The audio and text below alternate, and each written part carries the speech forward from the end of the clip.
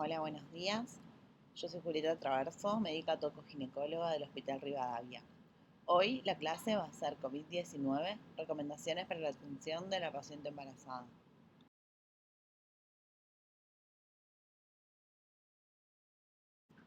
Bueno, a punto de partida, ¿qué es lo que sí sabemos sobre el COVID-19 y el embarazo?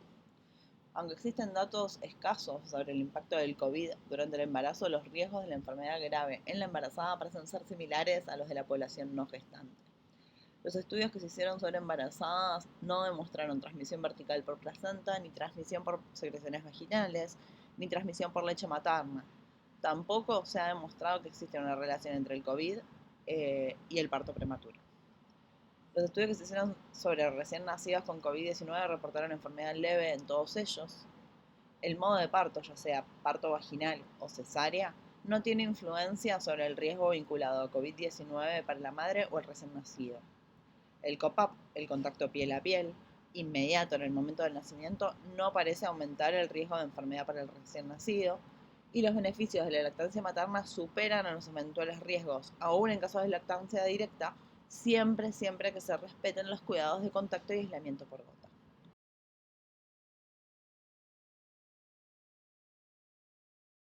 Ahora, teniendo en consideración lo que ya sabemos sobre el COVID y el embarazo, ¿qué es lo que se recomienda? Las recomendaciones para la población gestante o no gestante son las mismas, siendo imprescindible siempre sostener las medidas de aislamiento y bioseguridad en todas las etapas de atención. Incluso con las políticas de restricción de visitas que rigen actualmente en nuestro país, siempre se permite la presencia de una persona sin infección ni sospecha de COVID-19 elegida por la gestante como acompañante, tomando en consideración que esta persona no forme parte del grupo de riesgo, es decir, que sea menor de 60 años y que no posea enfermedades preexistentes.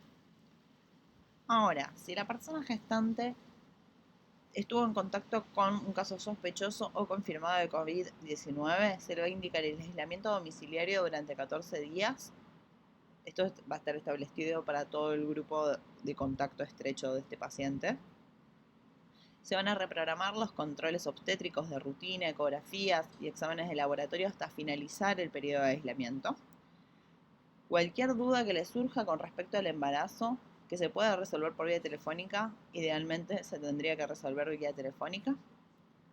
Y en caso de presentar síntomas, obviamente va a tener que recurrir a las líneas telefónicas definidas por jurisdicciones para atención de COVID.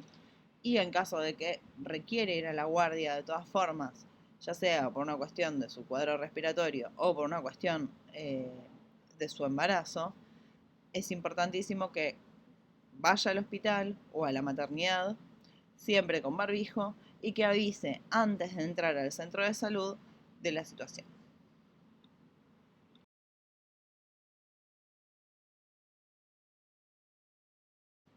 Antes que nada hay que destacar que es indispensable que se implemente en todos los niveles de atención el triage de las embarazadas con el objetivo de detectar antecedentes de riesgo. El desplazamiento dentro de la institución será el mismo que el de los adultos sintomáticos respiratorios, excepto que el motivo de consulta sea una causa obstétrica.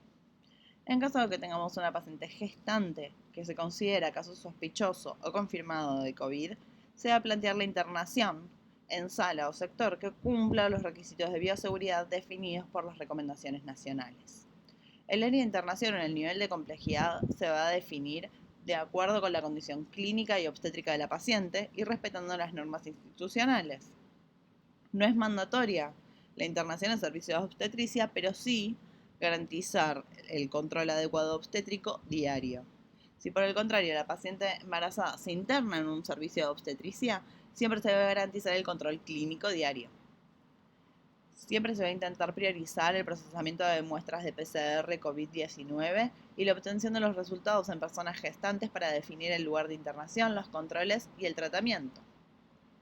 En los casos confirmados de personas gestantes con COVID, se va a mantener a la embarazada internada en aislamiento con seguimiento diario, interdisciplinario entre obstetricia, infectología, clínica médica y especialistas en terapia intensiva. Todo esto hasta cumplir con los requisitos de alta.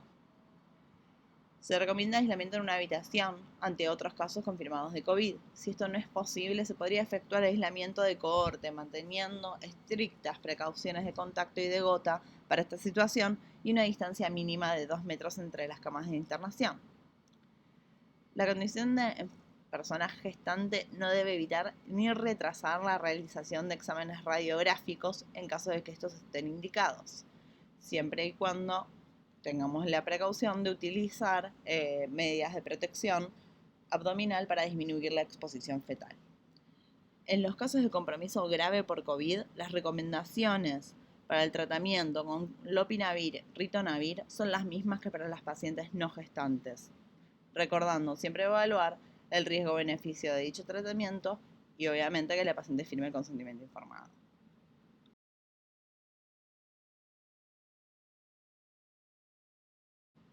Como dijimos anteriormente, la vía de finalización del embarazo no tiene influencia sobre el riesgo vinculado a COVID-19 para la madre o el recién nacido.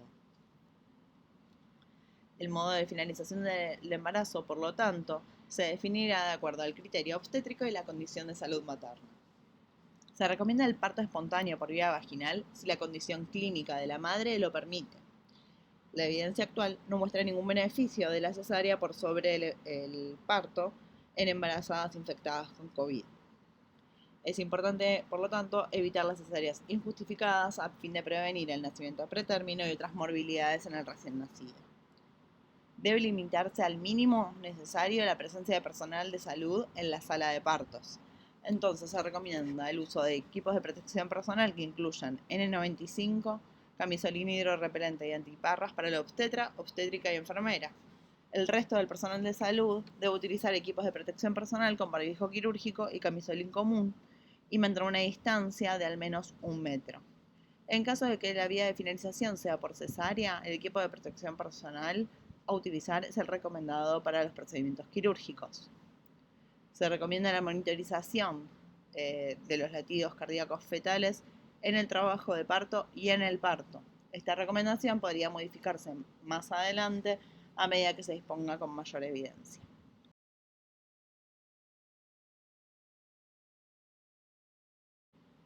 Una vez producido el nacimiento, se puede plantear la internación conjunta en los casos de madre asintomática no sospechosa de COVID, porque esto se recomienda para el binomio madre recién nacido asintomático.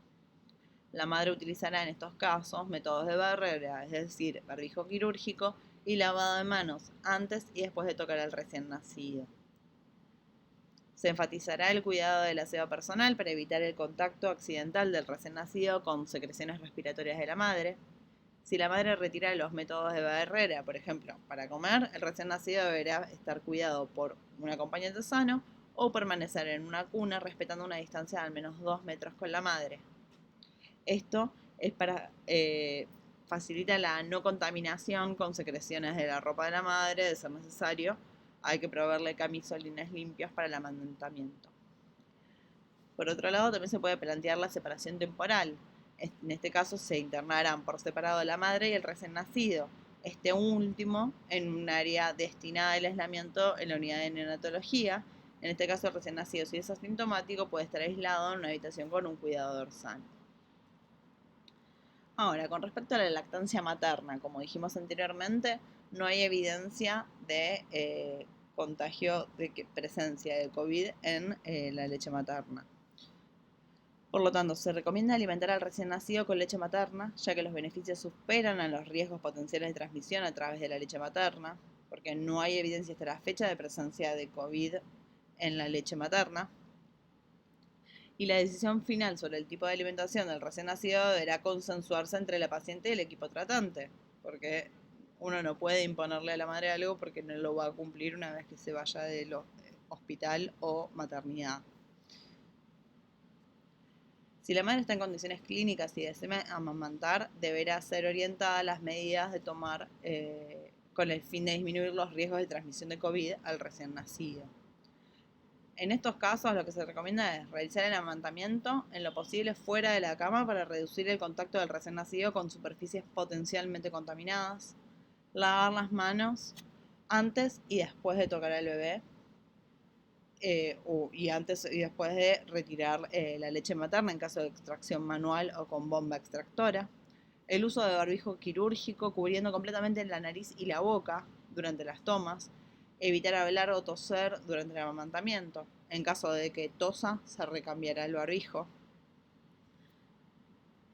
Y si se optara por la extracción de leche materna, se recomienda siempre primero la extracción manual. Y si se cuenta con bomba de extracción de leche, la misma, obviamente va a ser la misma para cada paciente. No va a ser una bomba compartida por varias pacientes. Y la extracción se realiza en la misma habitación donde se realiza el aislamiento. Si la madre no estuviera en condiciones clínicas para amamantar, se recomienda que los equipos la asistan para la extracción periódica de leche con el fin de evitar trastornos mamarios y de mantener la producción de leche.